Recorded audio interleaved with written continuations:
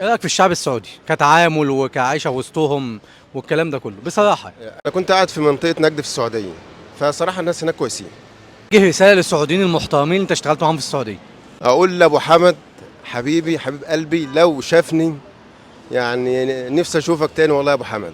شركه الصهيل للمقاولات ابو حمد، الراجل من فرنسا بيمسي عليك وبيقول لك الله يبارك فيك كانك عشت 8 سنوات في السعوديه. ففيلم حياه الماعز ده معمول، يعني انا شايف ان رسالته هدم الاسلام. بما انك كنت عايش هناك، هل فعلا ده بيحصل ولا دي حاجات علشان خاطر هدم الاسلام بس؟ لا، المواضيع بتحصل بس حالات شاذه، مش زي ما الناس متخيله. يعني ممكن يكون واحد في المليون، والشخص نفسه اللي بيعمل حاجه زي كده يبقى شخص، معلش سوري في اللفظ، مريض. ايه رايك في الشعب السعودي كتعامل وكعيشه وسطهم والكلام ده كله بصراحه؟ انا كنت قاعد في منطقه نجد في السعوديه. فصراحه الناس هناك كويسين صراحه، يعني ومتدينين جدا جدا جدا فوق ما تتوصل. يعني مع ان بعض حالات كده زي اي دوله، بس هو الاسلام موجود في السعوديه بلا شك. الواحد ما يقدرش يتكلم في حاجه، وبعدين ده بلاد الحرمين، حرم النبوي، الحرم المكي والحرم النبوي، وانا زرتهم كم مره والحمد لله في حجه وعمره. والحمد لله الناس ما قصروش معانا في اي حاجه، وكان اي حاجه احنا محتاجينها كانوا بيدوها لنا، مع انهم عارفين ان احنا عرب.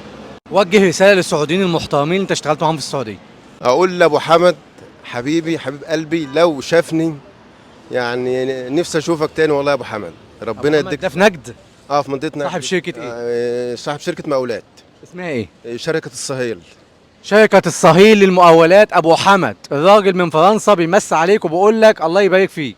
الراجل السعودي اسمه ابو حمد، في منطقه نجد. منطقه نجد يا جماعه، كل الناس تعمل له منشن ابو حمد. شركه الصهيل. الصهيل المقاولات. شركه الصهيل للمقاولات، السعوديين حبايب قلبي يعملوا للراجل منشن عشان يشوفوا.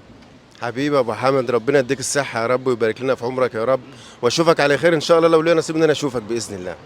اكتر حد وقف جنبك في السعوديه في ظروفك الصعبه؟ مصري، وابن عمي كان هو يعني مساعد مدير الشركه، واصبح مدير الشركه بس بعد فتره معينه. وهو صراحه جمايله كلها على دماغي، كل جمايله على دماغي. المهندس اشرف ابن عمي ده هو اللي شالني في قلب البلد دي، هو لغايه اللحظه اللي احنا فيها على تواصل، وما احناش يعني ما فيش فرق ما بيننا في اي حاجه. طب في فرنسا بقى مين اكتر حد ساعدك؟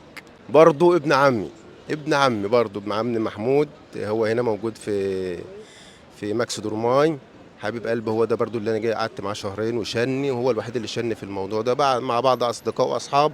ده الواحد بيقول هدي لله عشان الواحد يبقى عارف، لانه هو الوحيد اللي قعد معاه شهرين الفتره دي، لان ما كانش في شغل ولا الكلام ده. ربنا يخليهم لك يا رب. ساعدنا، الله يبارك لك يا رب. طب تقول لي ابن عمك ايه اللي في السعوديه، وتقول لي ابن عمك ايه اللي في فرنسا؟